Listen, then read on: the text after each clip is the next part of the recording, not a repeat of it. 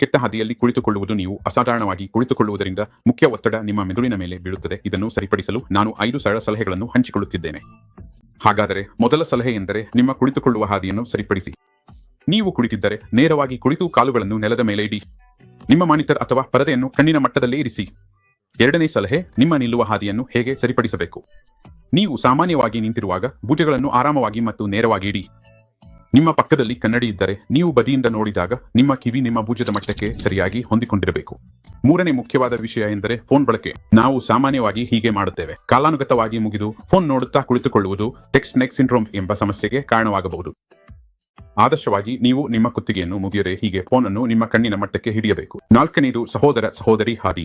ನಿಮ್ಮ ನಿದ್ರಾಸ್ಥಿತಿ ವಾಸ್ತವವಾಗಿ ಅತ್ಯಂತ ಮುಖ್ಯವಾದವುಗಳಲ್ಲಿ ಒಂದಾಗಿದೆ, ಏಕೆಂದರೆ ನಾವು ದಿನಕ್ಕೆ ಸುಮಾರು 8 ಗಂಟೆಗಳ ಕಾಲ ಈ ಸ್ಥಿತಿಯಲ್ಲಿ ಕಾಲ ಕಳೆಯುತ್ತೇವೆ. ನೀವು ಬೆನ್ನ ಮೇಲೆ ಅಥವಾ ಪಕ್ಕದಲ್ಲಿ ಮಲಗಿದರೂ ಹೊಟ್ಟೆಯ ಮೇಲೆ ಮಲಗುವುದನ್ನು, ಅಂದರೆ ಮುಖವನ್ನು ಕೆಳಗೆ ಮಾಡಿ ಮಲಗುವುದನ್ನು ತಪ್ಪಿಸಲು ಪ್ರಯತ್ನಿಸಿ. 5ನೇ ಮುಖ್ಯ ಸಲಹೆ ಎಂದರೆ ನಿಮ್ಮ ಕೋರ್ ಅನ್ನು ಬಲಪಡಿಸುವುದು. ಪ್ಲಾಂಕ್ಗಳು ಮತ್ತು ಪೆಲ್ವಿಕ್ ಬ್ರಿಡ್ಜ್ಗಳಿಂದ ನಿಮ್ಮ ಕೋರ್ ಮತ್ತು ಹೊಟ್ಟೆಯ ಮಾಂಸಪೇಶಿಗಳನ್ನು ಬಲಪಡಿಸಬಹುದು.